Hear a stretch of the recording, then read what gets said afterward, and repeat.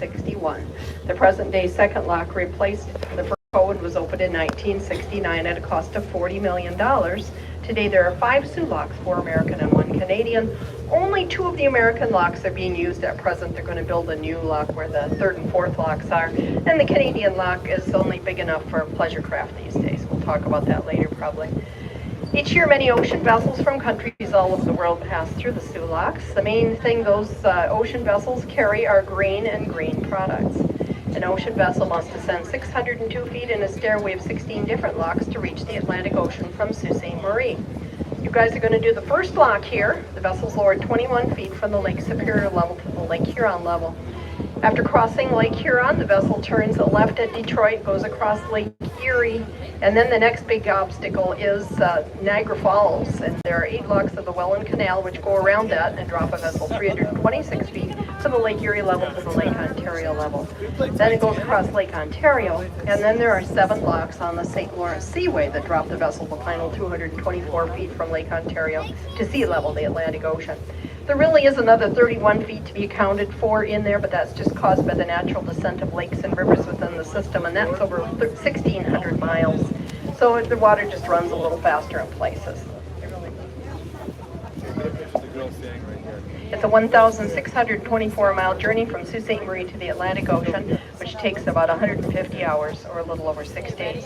From here over to the other end of Lake Superior is 24 hours over to Thunder Bay, Ontario, and Duluth, Minnesota. To Marquette, Michigan to get iron ore would be 12 hours. During World War II, the Sioux area was one of the most heavily guarded sections of North America. There were over 7,000 troops stationed here. They manned anti-aircraft guns and machine gun nests. Searchlights covered the city sky at night. Up to 50 barrage balloons were placed strategically around the city to prevent enemy dive bombers from coming too close. The locks became a virtual fortress. In 1942, the United States government built a new lock to replace the outdated Wetzel lock. In a record time of 14 months, usually takes about 10 years to build a lock, the MacArthur lock was opened. It was designed for speed as the war effort increased the need for raw materials. 90% of the iron ore used to manufacture ships, tanks, and guns for the Allies came through the Sioux locks. Now, still a problem today. This is the only way out of Lake Superior by water, so a lot of the iron ore that they're going to use for automobiles and appliances is coming through here. It's a lot cheaper to move it by water.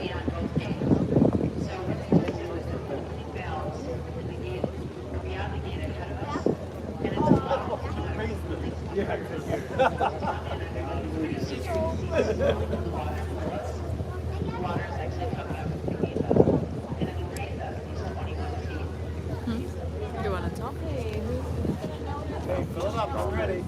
I'll talk it over. Okay. No. No, that's So I didn't realize it, but if you start in Lake Superior, which is up there, 21 feet higher, and you want to go to Europe with a big ship, you have to go down this lock and into Lake Huron, and then into Lake Erie, and then out and around Niagara Falls into Lake Ontario. That's 320 feet, a series of 7 locks, and then you still have a long, long way to go just to get to the Atlantic Ocean. Yeah.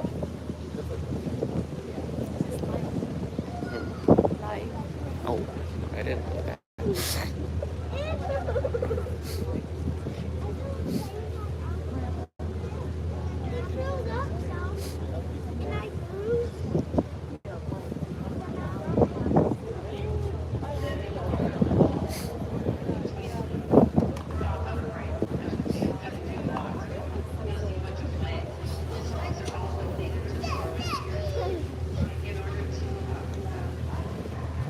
This metal thing on the right here is a road surface that they're going to put over the gate in front of us in the wintertime. There's one on the Poe as well.